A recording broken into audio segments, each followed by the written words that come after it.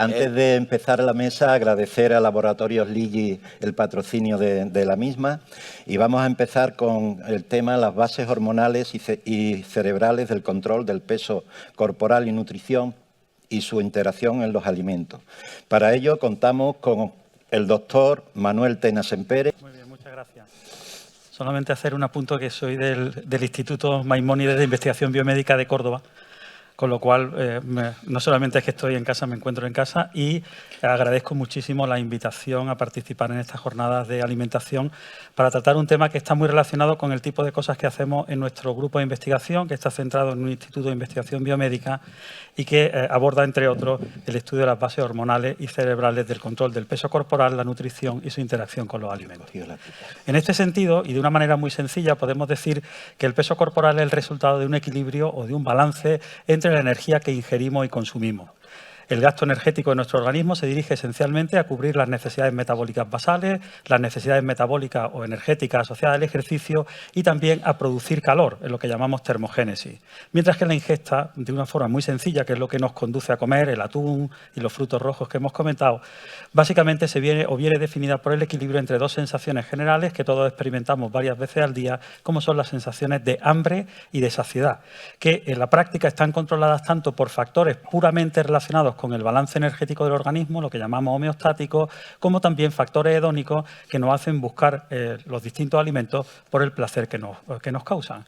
En este contexto, lo habitual, como comentaremos ahora, es que exista un perfecto equilibrio entre la cantidad de calorías o energía que ingerimos y que consumimos, pero en algunas ocasiones se produce ese desequilibrio y cuando hay de forma persistente un exceso de ingesta calórica frente al consumo, se produce una situación de balance energético positivo que se traduce en exceso de adiposidad y obesidad. Muchas evidencias sugieren que, a pesar de lo que podamos pensar de una forma intuitiva, nuestro sistema de control del peso corporal es extraordinariamente preciso a lo largo del tiempo. De hecho, probablemente es el sistema corporal que presenta un mayor ajuste entre las distintas variables que convergen en el mismo. ¿Y eso cómo se consigue? Se consigue gracias a un sistema muy sofisticado que integra señales de múltiple origen, como las que aparecen recogidas en el esquema que les presento en la diapositiva, y donde juegan un papel destacado los dos protagonistas principales que los que vamos a trabajar hoy en esta presentación, que son los factores hormonales, por una parte, y distintos elementos de nuestro cerebro, particularmente el hipotálamo. De nuevo, a modo de nomenclatura y de una manera muy sencilla, como antes decía, realmente comemos esencialmente como consecuencia del equilibrio entre dos sensaciones primarias que experimentamos muy frecuentemente todos los días, como son la sensación de hambre y la sensación de saciedad. Pero esas sensaciones tienen una base orgánica muy bien definida, que viene marcada por una serie de factores o señales, algunas de las cuales producen sensación de hambre y denominamos orexigénica, mientras que otras producen sensación de saciedad, o lo que es lo mismo, inhiben la ingesta, y a esas las denominamos anorexigénicas. Y es el balance entre señales orexigénicas y anorexigénicas lo que determina a largo plazo el balance de lo que comemos y también del peso corporal. En este sentido, y centrándonos en el capítulo específico de las señales hormonales, que por supuesto no son las únicas señales que contribuyen al control de la ingesta, pero sí probablemente las más relevantes o algunas de las más relevantes, realmente en los últimos 30 años se ha producido una explosión del campo en cuanto a nuestro conocimiento acerca de los mecanismos hormonales de control del peso corporal y del balance energético del organismo. Y aquí les presento de manera muy esquemática algunos de los más destacados, donde encontramos hormonas que proceden de nuestro tubo digestivo, que proceden de nuestro tejido adiposo y también de otros órganos endocrinos más clásicos, como por ejemplo el páncreas, como ahora les comentaré. En el ámbito de las hormonas gastrointestinales tenemos dos grandes grupos de señales hormonales. Algunas, realmente una, es la grelina. Y digo que es una, está marcada en azul, porque si ven la leyenda, es un factor orexigénico, es decir, que nos provoca hambre y que probablemente está relacionado con el incremento de apetito que experimentamos antes de cada comida. Por el contrario, se han identificado multitud de señales gastrointestinales procedentes sobre todo del intestino, algunas de las cuales están aquí recogidas, que producen la sensación contraria, sensación de saciedad. Es el caso de la colecistoquinina, el famoso GLP-1 o péptido similar al glucagón, el péptido YY y otras, como por ejemplo el péptido inhibitorio gástrico o GIP, tan famoso últimamente por la molécula tirzepatida. Estas moléculas habitualmente, o estas hormonas, participan sobre todo en lo que llamamos control a corto plazo. Es decir, su principal misión es decirnos cuándo empezamos a comer y cuándo dejamos de comer. Por el contrario, las hormonas procedentes del tejido adiposo, donde destaco fundamentalmente la hormona leptina, que ahora les mencionaré, pero donde existen también otras como la resistina y ciertas citoquinas inflamatorias, además de la adiponectina, que es una hormona que nos protege desde el punto de vista metabólico, son igualmente importantes y predominan en su función la actividad anorexigénica, es decir, dejar de comer. Y del mismo modo, otras hormonas, como por ejemplo la insulina que produce nuestro páncreas, la milina, que también se produce en el páncreas, los estrógenos procedentes del ovario y también el cortisol y las hormonas tiroideas participan en el control de la ingesta. Y estas fundamentalmente lo hacen en lo que llamamos control a largo plazo, es decir, su misión es, más que determinar exactamente cuándo empezamos y dejamos de comer, cómo integramos los episodios de ingesta para mantener el balance energético que antes les mencionaba. Si ven los colores, les decía, azul orexigénico, produce hambre, rojo anorexigénico, produce saciedad. Nuestro sistema hormonal está configurado para predominantemente inhibir la sensación de hambre, probablemente porque nuestro cerebro está configurado para comer de manera continua y de ahí se establece un equilibrio bastante preciso. Aprovecho la diapositiva para hacer hincapié en dos ejemplos que creo que son relevantes, sobre todo para charlas posteriores en la presentación de hoy, que son el caso de la hormona leptina y la hormona GLP-1. La leptina se identificó en el año 1994, hace ahora unos 30 años, y supuso una auténtica revolución porque ciertamente es posiblemente el factor hormonal más importante en el control del balance energético y el peso corporal. Sin embargo, los pacientes que viven con obesidad experimentan niveles persistentemente elevados de leptina y desarrollan una resistencia a la acción de esta hormona, lo que se traduce en que desde el punto de vista farmacológico no es adecuado, no es apropiado, porque no tiene efecto biológico, la administración de una leptina, digamos, farmacológica para controlar el peso corporal y por eso, salvo en contadísimas ocasiones, hoy la leptina no se utiliza como opción terapéutica. Por el contrario, el GLP-1, que he mencionado anteriormente, que se identificó en el año 1984, es una hormona interesante, muy relevante, pero que al principio se consideró que tenía un papel relativamente marginal en el control del metabolismo y el peso corporal. Sin embargo, desarrollos posteriores, especialmente en los últimos 10 años, que permitieron el desarrollo de análogos de larga duración del GLP-1, han hecho que actualmente toda o la parte principal de lo que sería el arsenal terapéutico para el manejo farmacológico de la obesidad pivote precisamente sobre los receptores, sobre los análogos de esta hormona.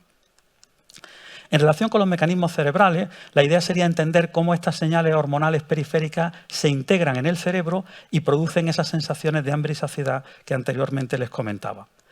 Evidentemente, los centros cerebrales que participan en el control de la ingesta son múltiples y diversos, incluyen áreas como el tronco del encéfalo, la corteza, áreas de nuestro sistema de recompensa, pero si tuviéramos que elegir uno para llevarnos una idea muy clara a casa, sería claramente el que el principal centro integrador para la generación de la sensación de hambre y saciedad es el hipotálamo, que es por otra parte la diana, por ejemplo, de muchas de las hormonas que hemos estudiado o que hemos revisado anteriormente. Por tanto, el hipotálamo constituye un centro integrador de primer nivel a la hora de entender cómo se controlan las sensaciones de hambre y saciedad. Si hacemos una visión más general y panorámica del hipotálamo, podemos ver que tiene una posición privilegiada, por así decirlo, en la cúspide jerárquica del sistema de control de la ingesta, porque por una parte está conectada con otras áreas cerebrales y por otro lado es el origen de la regulación de los principales tejidos metabólicos del organismo, el hígado, el páncreas, el músculo y los tejidos adiposos blanco y marrón. El hipotálamo se caracteriza además porque presenta, a pesar de que es una región muy pequeña en la base de nuestro encéfalo, de nuestro cerebro, presenta una organización tremendamente compleja, organizada en diversos núcleos que aparecen aquí esquemáticamente representados, en los cuales encontramos distintos circuitos neuronales que interaccionan entre sí para controlar de una manera precisa las sensaciones de hambre y saciedad. Y lo hacen de una manera similar a lo que antes veíamos para la hormona periférica, es decir, generando señales, algunas de las cuales son anorexigénicas y otras son orexigénicas. Aquí no existe ya ese predominio que antes les decía por la hormona anorexigénica y encontramos un balance mucho más dinámico y equilibrado entre las señales orexigénicas, como por ejemplo el neuropéptido Y o el factor AGRP, frente a las anorexigénicas, como sucede en el caso de las melanocortinas. Esto define una serie de circuitos muy complejos que están en esta parte muy pequeña de nuestro cerebro y que potencialmente son accionables o manipulables mediante fármacos. El problema fundamentalmente consiste en que, como estos circuitos son muy solapantes entre sí, es muy complejo diseñar fármacos específicos para activar o inactivar rutas concretas dentro del hipotálamo. Por otra parte, además, esta organización jerárquica del hipotálamo se manifiesta en una especie de estratificación de cómo se transmite la información, de tal forma que el núcleo arcuato que está en la base del hipotálamo recibe la información hormonal a partir de las señales que antes veíamos y desde ahí transmite señales a centros jerárquicos superiores que incluyen, como aparece aquí representado en el esquema, otros núcleos hipotalámicos, en el caso concreto de una familia de señales que son las melanocortinas, absolutamente esenciales porque contribuyen a mediar las acciones de la leptina y ejercen un potente efecto saciante. De hecho, probablemente lo mencionarán posteriormente, uno de los nuevos fármacos en el tratamiento de obesidades mórbidas resistentes a tratamientos más convencionales son análogos de las melanocortinas como el setmelanotide. Simplemente para finalizar, un minuto, porque no quiero meterme en el siguiente capítulo, que sería ¿a dónde nos lleva toda esta información fisiológica? ¿A dónde nos lleva este conocimiento? Nos lleva a poder definir nuevas terapias. Algo que hace 5 años parecía una quimera, ahora es práctica clínica habitual. Y en gran medida, pero no exclusivamente, se apoya, como posteriormente oiremos posiblemente, en los desarrollos relacionados con los análogos del GLP-1, una hormona que actúa sobre múltiples órganos, incluido, por supuesto, el cerebro. Existen evidencias muy consistentes que los análogos de larga duración o de larga vida media del GLP-1, como el liraglutide, que ya está siendo superado por otros, de hecho producen una gran cantidad de efectos biológicos beneficiosos. Aquí se lo ilustro con datos de nuestro propio laboratorio en modelos preclínicos de roedores de obesidad, donde la administración del liraglutide baja el peso corporal, inhibe la ingesta, disminuye la adiposidad, aumenta la tolerancia a la glucosa, disminuye la resistencia insulínica y baja la leptina. Es decir, produce un cuadro metabólico muy favorable que es el mismo que se observa en los pacientes, pero que nos permite estudiar los mecanismos por los que estos fenómenos se producen. ¿Cuál es el futuro? Que ya está aquí. Pues el desarrollo de análogos que, partiendo de la molécula de GLP-1, permitan incorporar otros dominios biológicos activos de otras hormonas gastrointestinales o pancreáticas o de otra naturaleza, como por ejemplo sucede con la tirzepatida, que es un análogo dual GLP-1-GIP, o la cargirisema, que es un análogo amilina-GLP-1, que constituyen probablemente la nueva frontera en el tratamiento de la obesidad. Es decir, la generación de una sola molécula con actividad multiagonista. Evidentemente, no hay que olvidar que hay otros tratamientos, aunque ahora están probablemente en retroceso, como los que aparecen aquí descritos, y que obviamente una intervención farmacológica en ausencia de una acción sobre nutrición y estilos de vida probablemente está abocada a una menor eficacia, sino al fracaso. Y por tanto, para terminar, como 3 mensajes clave, espero haberles convencido de que, a pesar de que pueda parecer lo contrario, el balance energético y el control del peso corporal son mecanismos de regulación muy precisos, definidos por ese balance entre lo que comemos y lo que gastamos en términos de energía, basado en la interacción entre señales hormonales y señales cerebrales periféricas, las primeras, y centrales, la segunda, que esta interacción es una interacción dinámica y muy precisa, donde participan los distintos factores que resumidamente les he expuesto, y que evidentemente todo este conocimiento ha cristalizado una serie de implicaciones farmacológicas muy relevantes que probablemente van a hacer cambiar la forma de aproximarse al tratamiento de la obesidad como enfermedad crónica en los próximos años. Y con esto termino. Muchas gracias. Ahora vamos a bajar a la farmacia, que es donde más nos interesa a nosotros y mejor podemos actuar, y nos va a hablar Felipe Mozo sobre el abordaje del paciente que vive con obesidad en la farmacia comunitaria. Bueno, pues a mí me toca hablar un poco de los que estamos aquí, somos farmacéuticos. Primero agradecer al consejo, al equipo y sobre todo a Carmen con la currada que te has pegado. Enhorabuena, porque han sido muchas horas, ¿no? La verdad que cuando hablamos del abordaje, esto lo hacemos todos, ¿no? Pero digo, ¿realmente qué podemos hacer nosotros desde la farmacia comunitaria, ¿no? En un paciente que vive con obesidad, o porque ahora están súper de moda estos nuevos tratamientos, ¿no? Pues primero, identificaciones tempranas de factores de riesgo cardiometabólicos. Va a ser fundamental que nosotros en la farmacia detectemos para después poder hacer una derivación a Cristóbal, por ejemplo, ¿no? Después, temas de promoción de alimentación y actividad física. Tenemos que ayudar a cambiar los hábitos. Y eso lo hacen todas las profesiones sanitarias, pero esto lo defendemos y lo defendemos muchas veces del Consejo y desde la vocalía de alimentación, porque somos el profesional sanitario que damos más continuidad asistencial. La gente suele saber, aunque hay muchos bulos, pero suele saber lo que tiene que hacer. Nosotros estamos en un sitio donde ese consejo y ese cambio que necesita tiempo en el tiempo, lo podemos realizar desde la farmacia comunitaria, ¿no? Y sobre todo la parte tercera fundamental, que es el conector comunitario. Nosotros podemos hacer de conectores con primaria, con especializada, pero también con el ayuntamiento, con la diputación, con un montón de agentes, con el que lleva un gimnasio, para sobre todo intentar modificar estos cambios en el paciente, ¿no? Lo primero, somos dispensadores seguros. Esto aquí tenéis el de foro, cómo tenemos que hacer una dispensación de un medicamento nuevo ante la solicitud, ¿no? Cómo tenemos que esto lo hacemos todos los días y muchas veces, ¿no? Eso que no se nos olvide, ¿no? Y un poco, si nos centramos un poco en el abordaje de lo que es la dispensación de estos nuevos medicamentos, pues han cambiado, son nuevos y por eso tendremos que hacer una entrevista inicial para hacer una valoración clínica y las expectativas que tiene el paciente de utilizar este medicamento para la pérdida de peso. Va a ser muy importante la demostración práctica. Son nuevos medicamentos y tenemos que enseñar el funcionamiento. ¿Por qué? Porque eso nos va a dar mayor adherencia al tratamiento y vamos a obtener mejores resultados. Programación y seguimiento. Es muy importante el tema de tener contacto, que ya lo tenemos, lo dispensamos, pero seguro que dentro de 7 días os llegará a vuestra farmacia y si no es por esto será por un jarabe o por otra cosa. Bueno, pues tenemos ese contacto y después, evidentemente, la mayoría de estos fármacos pues tienen 4 semanas, con lo cual en esa revisión podremos hacer programas de seguimiento, ¿no? Y evidentemente, todo lo como farmacéutico, pues la prevención de efectos adversos y ver con toda la medicación que tiene, porque normalmente estos pacientes son polimedicados, suelen tener otros tipos de medicamentos, ¿no? Y ver un poco la evolución, ¿no? En cuanto a la evolución metabólica, ¿no? La evaluación metabólica, esto ya lo hacemos desde la farmacia, es decir, podemos hacer mediciones de peso, de índice de masa corporal que está muerto, pero nosotros también tenemos aparatos de bioimpedancia, tenemos ya en muchas farmacias temas de bioimpedancia tetrapolar, ¿no?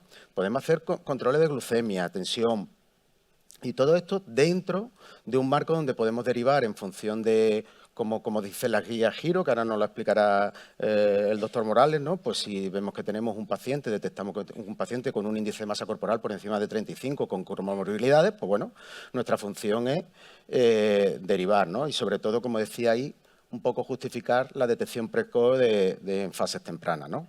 También tenemos aparatos de estos para medir la función muscular, ¿no?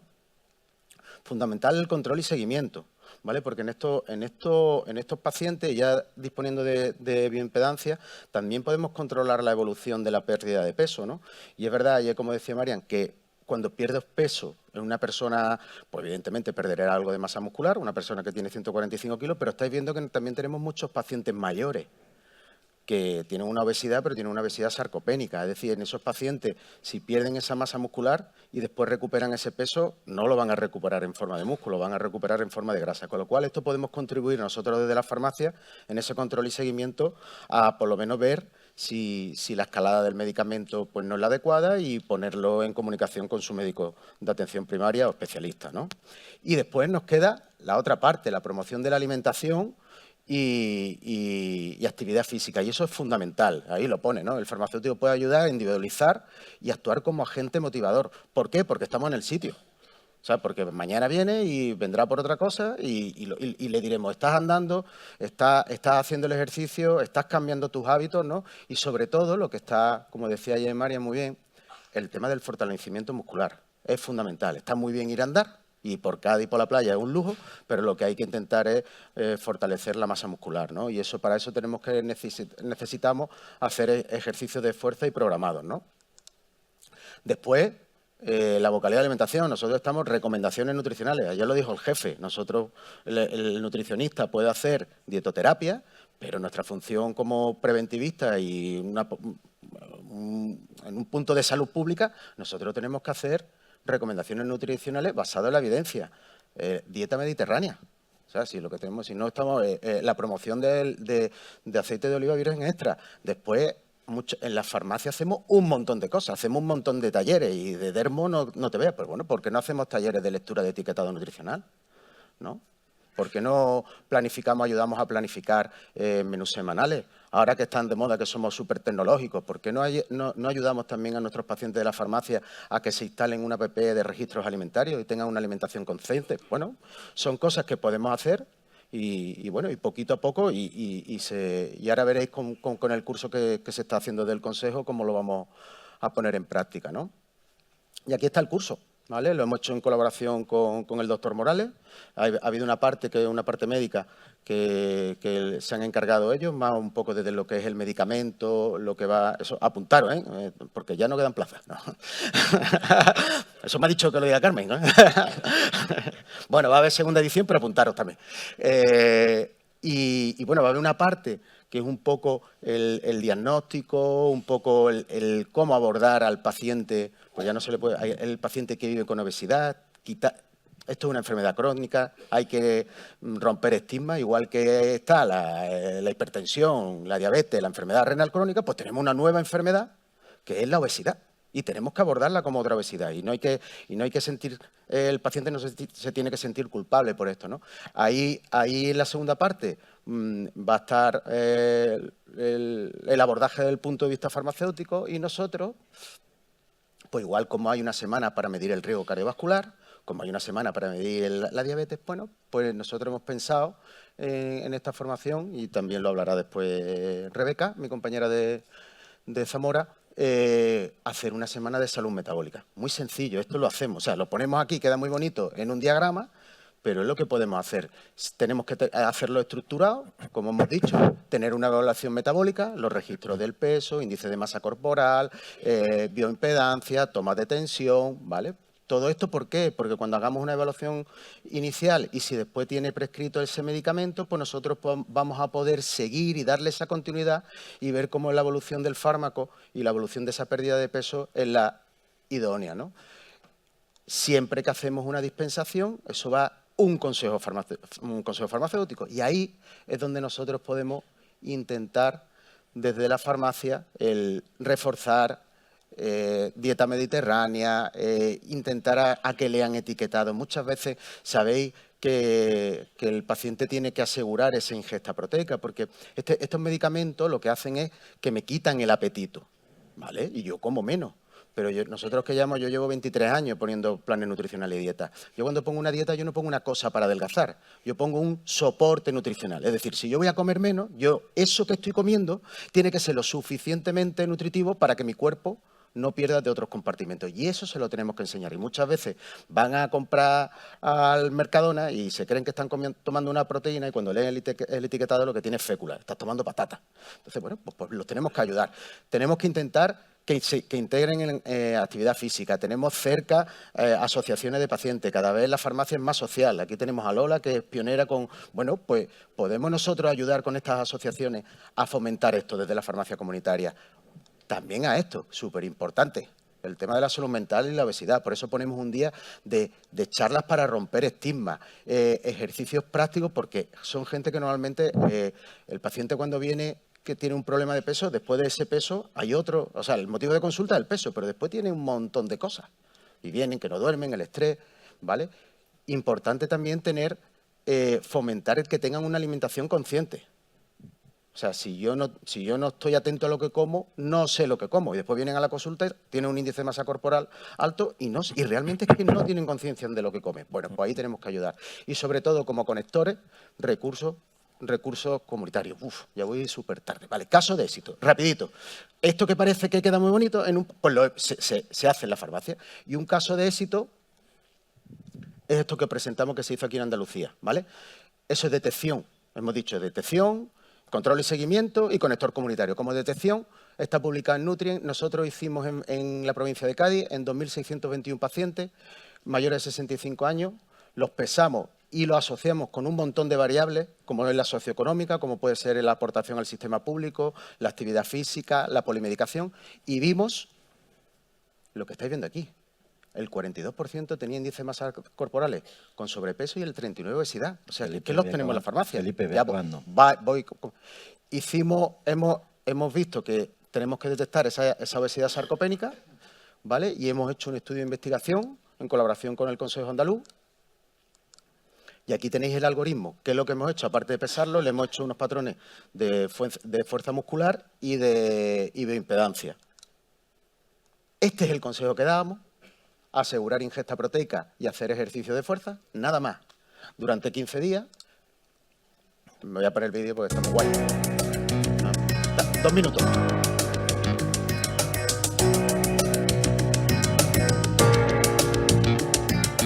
En el programa Pismasarco participan 160 farmacias, 20 por cada provincia andaluza. Las personas mayores de 60 años que lo deseen pueden someterse de forma gratuita a una serie de pruebas para la detección precoz de la sarcopenia. Es típico que cada vez, por ejemplo, me cuesta más llevar las bolsas de la compra, subir 10 escalones, tengo riesgos de caída. Por ejemplo, cuando hay una persona mayor que se cae 1 o 2 veces al año, es que le está fallando su masa muscular. Entonces, lo que tiene que ir a su farmacia, vamos a hacerle una bioimpedancia para saber qué porcentaje de su cuerpo es grasa y qué porcentaje es masa muscular. Una vez sarcopénica, de libro. Pues ahora ¿Eso se vamos puede hacer a la prueba hoy. Venga. Claro, como siempre. ¿Vale, Chari? Tú siéntate, ¿vale? Y ahora vamos a hacer primero lo que es la medida para ver la grasa que has perdido y después hacemos la fuerza. Estupendo. Vamos ahora a poner todos los datos, la edad, la altura. Y ahora nos subimos 160 farmacias como de siempre, Andalucía. ¿vale? 20 por cada provincia. Para acá, con los dos. Ahí, magnífico. Y ahora, como Fernando Alonso. Así. Así, como de piloto, ¿vale? Pues ahora vamos a hacer lo de la fuerza, ¿vale? Para medir la fuerza de presión manual. Para ver si los ejercicios mejoraban la funcionalidad, ¿vale? Con esto vamos a ver si los ejercicios que tú has hecho han mejorado tu fuerza, ¿vale? Pues como siempre igual, aprieta todo lo fuerte que tú puedas. Estupendo. Lo cortamos ahí, Muy bien, Sergio, suelta. ¿vale? Lo cortamos para ir más rápido. Ahí tenéis los datos, ¿vale? 3.390 pacientes cribados, de detección de más del 16% con obesidad sarcopénica. Calcamos los datos de sobrepeso-obesidad. 40% tiene sobrepeso, 41,4% de los pacientes que entran en vuestras farmacias que son autónomos son obesos. Mira si podemos detectar obesidad. Y estos son los datos, están pendientes de publicación. Hicimos 2 grupos de intervención, de estos casi 500, 200 lo llevamos en la farmacia, con visitas periódicas cada 15 días y recomendando el ejercicio de fuerza y asegurar ingesta proteica. Mejoró el SARC-F, que es un cuestionario validado para medir el riesgo de sarcopenia, mejoró en 2 puntos, pero lo importante, hubo disminuciones leves de porcentaje de grasa e índice de masa corporal, pero mirar la funcionalidad, como mejora en 1,64 y sobre todo el índice de masa magra, kilo, igual que hacemos el índice de masa corporal, como por bioimpedancia podemos medir el músculo, cómo mejora casi 5 puntos, ¿vale? Conclusiones, esto es muy bien, pero lo más importante es lo que dice Chari. Me acabo. No me encontraba bien, me encontraba que no tenía movimiento y ahora que vengo a la farmacia me encuentro con más movimiento, me levanto sola muy bien, antes me tenían que ayudar a levantarme y me encuentro mejor. En mi casa no tengo la muleta, me muevo mejor. Voy andando sin muleta y voy andando mejor y todo. Mejor que cualquier parámetro antropométrico y eso es lo que dice Chari. Al final intentamos solucionarle la vida. Gracias. Seguidamente vamos a hablar, creo, de un tipo de medicamento que va a marcar, o está marcando ya una época en la farmacia y en la medicina, y es que nos van a hablar de los nuevos fármacos frente a la obesidad. Leo literalmente el título, con ciencia y con corazón más allá del peso.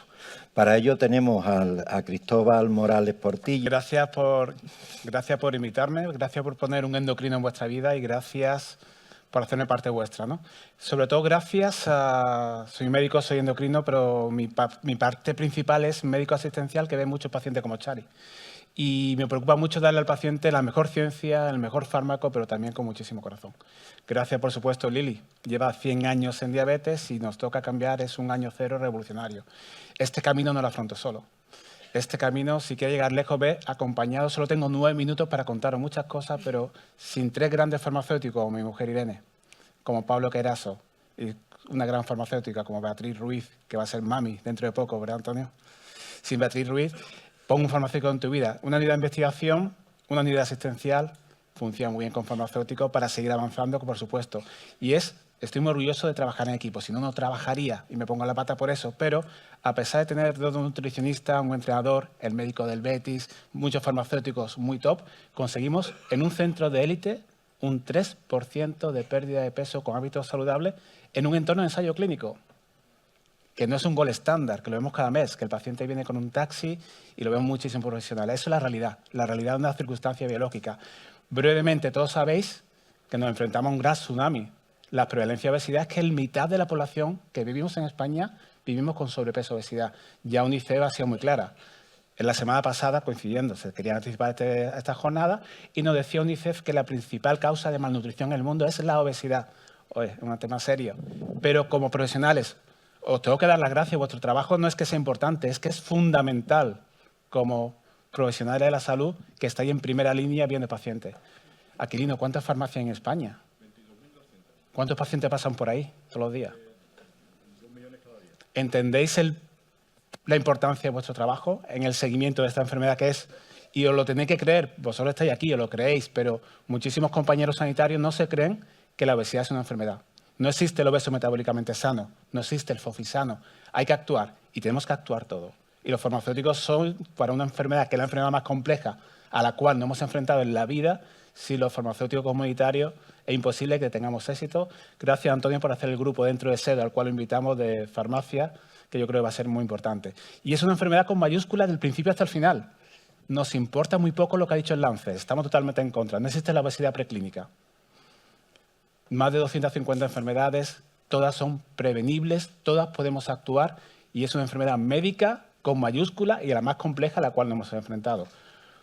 Estaréis de acuerdo conmigo que tenemos que tener tecnología, tenemos que medir, el índice de masa corporal no nos sirve, vamos a fenotipar, vamos a hablar de persona a persona, cada persona en su mundo, y veréis que tenéis mucho endocrinosaurio, medicosaurio, o a lo mejor en vuestro colectivo también, y hay maneras diferentes de hacer las cosas, y un gran honor como vosotros que seáis punteros. Y ciencia, pero también muchísimo corazón. Esto va mucho más allá del peso, va mucho más allá de lo que marca la balanza o tu talla. Pongo el vídeo. No sabes bien cómo llegué a tu vida. Pero lo que sí sabes es que soy quien marca todo lo que haces. Y para muchos, la que te define. Sin embargo, soy mucho más que la talla de tu camiseta. Soy la que te quita el aliento en las cuestas y aumenta la presión en tu sangre.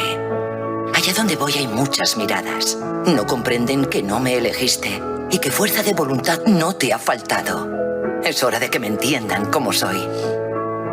Viéndome desde la mirada de la salud, porque soy mucho más que tu talla. Soy el peso de lo invisible.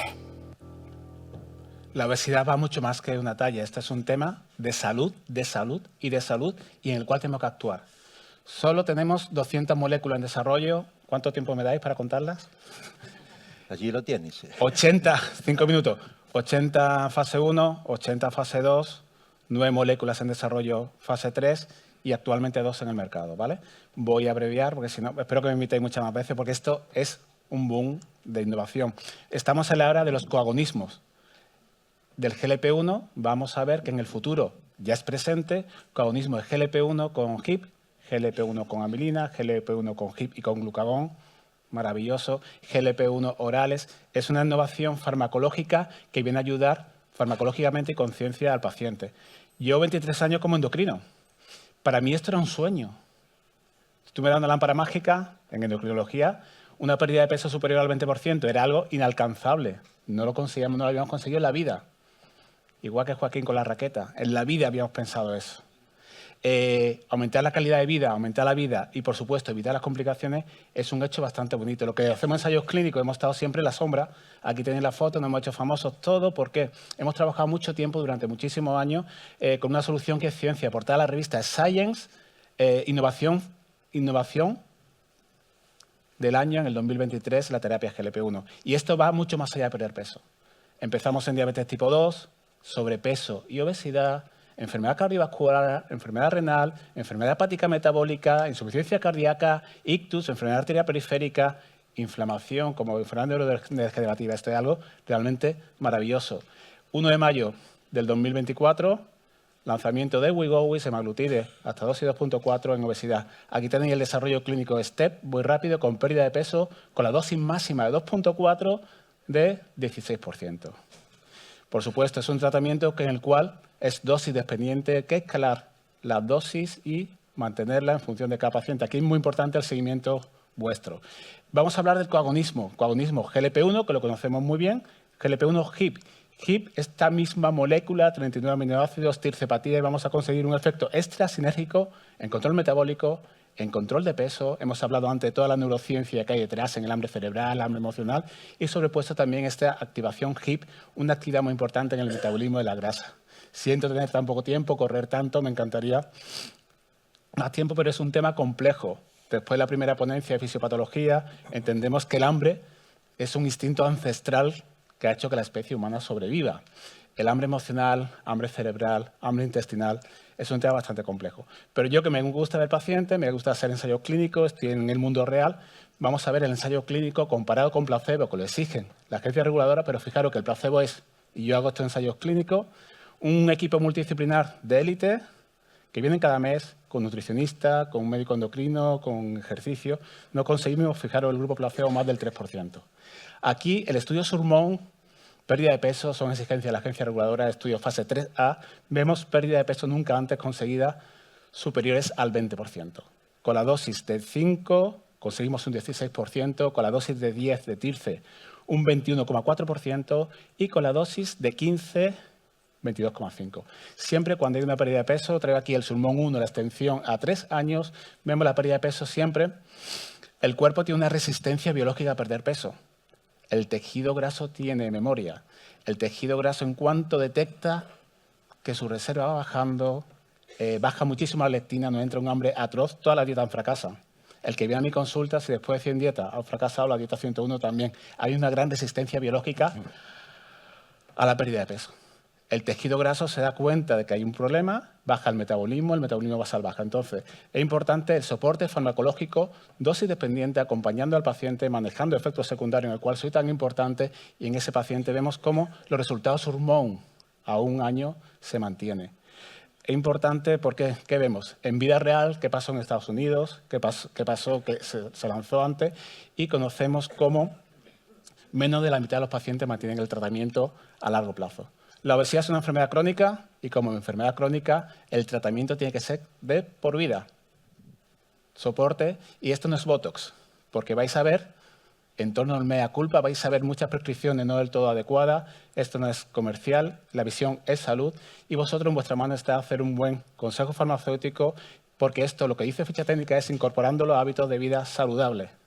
Añadido hábito de vida saludable. No es Botox que te pincha y te olvida, esto es gente que quiere una segunda oportunidad.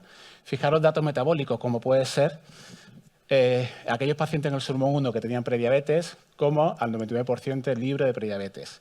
Y fijaros también el head-to-head, el cara a cara, el único que hay por ahora, de tirzepatide de 15 frente a semaglutide de 2.4, el Surmount 5 recientemente publicado, en el cual la pérdida de peso del 21%, que es una maravilla en el tiempo a 72 semanas, frente al 15% de semaglutide. Poco tiempo para todo lo que tengo que contar. La guía hace una semana también, han corrido todas las sociedades, la habéis visto porque tenéis la jornada aquí y todos querían presentar estos datos, pero la guía de ACE nos da una visión muy bonita en el tratamiento clínico de la obesidad. Por supuesto, estilo de vida fundamental. Y como decía Luis Aragonés, ¿os acordáis de la frase? Bueno, tú eres del Atlético de Madrid. Y ganar, y ganar, y ganar. Y ganar, y ganar, y ganar. El mensaje no es perder nunca. En vuestra oficina de farmacia el mensaje es ganar salud. Objetivo del 5, del 10, del 15, del 20%, el retorno que tenéis en salud. Estamos hablando de remisión de apnea obstructiva, de quitar máquinas de CPAP, estamos hablando de osteoartrosis, de enfermedad cardiovascular, de dislipemia, de remisión de diabetes, de hígado graso, y ganar, y ganar, y ganar, mantenerlo en el tiempo. Huimos del peso ideal. El peso ideal es un invento de Disney, de Quetelet, de hace 150 años. Buscamos mantener un peso saludable y con un retorno en salud impresionante. Esto salió ayer. Ayer a las 4 de la tarde se desembarcó la noticia. El consenso EASO de la Sociedad Europea de Obesidad, en el cual el enfoque es muy atractivo. Salió ayer, también han corrido, lo han pasado fatal porque querían llegar para vuestra jornada de alimentación. Y el enfoque es muy bonito porque dice, si la persona tiene obesidad pero sin complicaciones, el enfoque va a ser utilizar un fármaco más estilo de vida, abordaje farmacológico siempre más estilo de vida, que vaya orientado a perder la masa grasa y prevenir complicaciones. Y aquí categoriza, según el Solomon 5, según la evidencia científica, a 31 de enero del 2025, TIRCE y semaglutide. Y si el paciente con obesidad ya ha desarrollado complicaciones mecánicas, como puede ser obstructiva del sueño, pues según el ensayo clínico, la evidencia por ahora la tiene tirzepatide, osteoartritis, posiciona semaglutide, que tiene el ensayo clínico, y aquí vemos las demás complicaciones como prediabetes, diabetes, enfermedad cardiovascular, insuficiencia cardíaca o enfermedad hepática metabólica.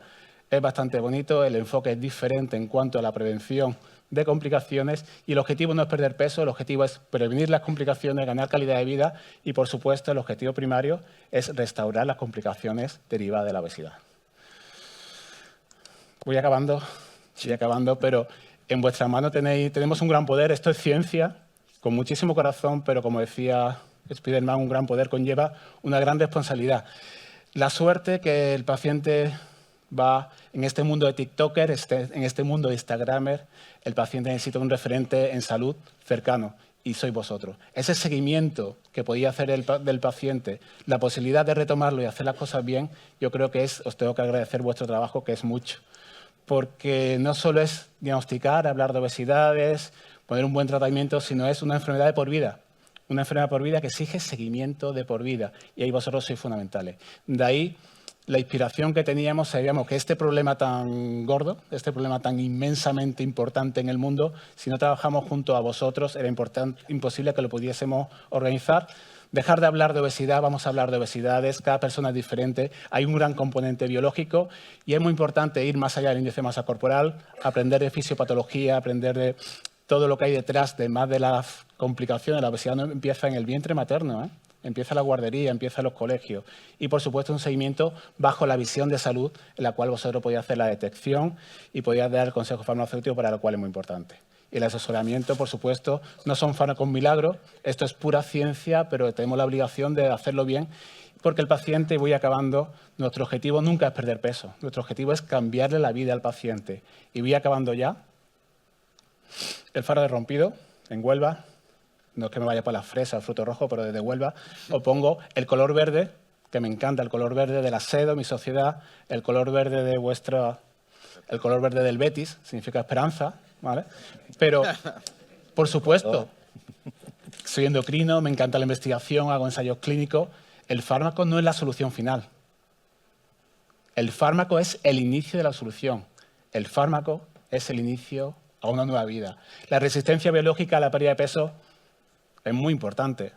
Todo ha fallado.